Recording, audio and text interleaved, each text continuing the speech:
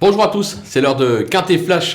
On prend la direction ce lundi de l'hippodrome de Clairefontaine à l'occasion du prix des Équilaises. On va évoluer sur 2400 mètres et sans plus attendre nos bases avec le numéro 12, American Park, qui reste sur deux bons accessites à ce niveau. Il a fait ses preuves sur la distance, l'engagement est favorable. Il peut tout simplement ambitionner la victoire. Le numéro 7, Hide Lady, qui cherche sa course à ce niveau comme l'attestent ses deux récents accessites. Elle va découvrir le tracé, mais elle devrait pouvoir s'y adapter. Les ambitions sont là, attention à elle. Le numéro 2, Bella Ciao Ciao, irréprochable depuis ses débuts. Il est temps pour cette Rouget de tenter sa chance à ce niveau. Vu sa forme, elle devrait pouvoir s'y révéler. Les opposants, avec le numéro 14, Moonwolf, l'unique succès de sa carrière a été acquis sur cette piste, c'était à 2900 mètres, mais il n'a pas été des plus heureux lors de sa dernière tentative, raison pour laquelle je vais le racheter en grande confiance. Le numéro 16, Iris Clash, irréprochable depuis ses débuts, elle vient d'ouvrir son palmarès sur cette piste, l'engagement est favorable.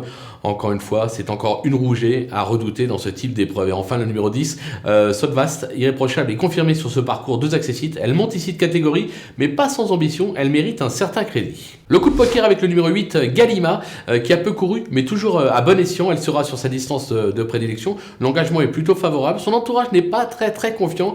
Toutefois, moi j'y crois. Et donc, je vais suivre mes avis et la garder assez haut dans ma sélection. Elle peut faire afficher une cote. Les outsiders, ils sont nombreux avec le 3, Kergrist, un modèle de régularité qui se plaît sur ce type de parcours. Il est correctement traité au poids.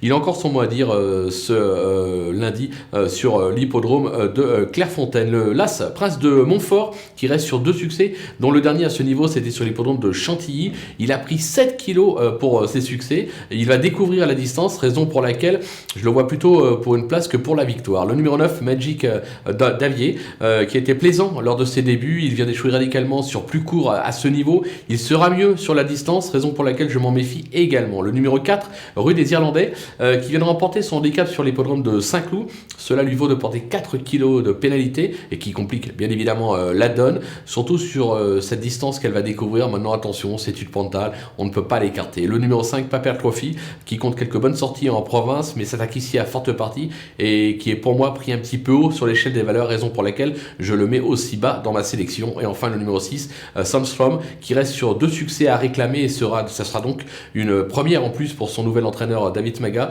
C'est une course test, comme on dit, ça peut se révéler bien comme être n'importe quoi. David Maga ne s'en cache pas.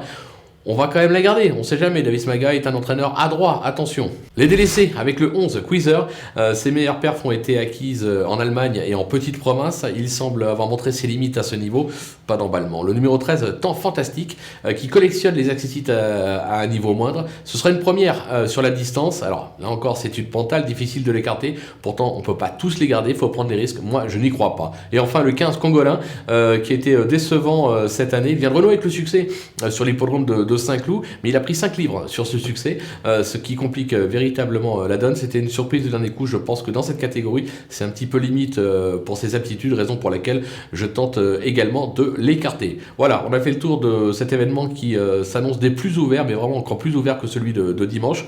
Mais on va tenter de faire le job, comme on dit. On va se quitter avec ma sélection et mes conseils de jeu. À vous de jouer.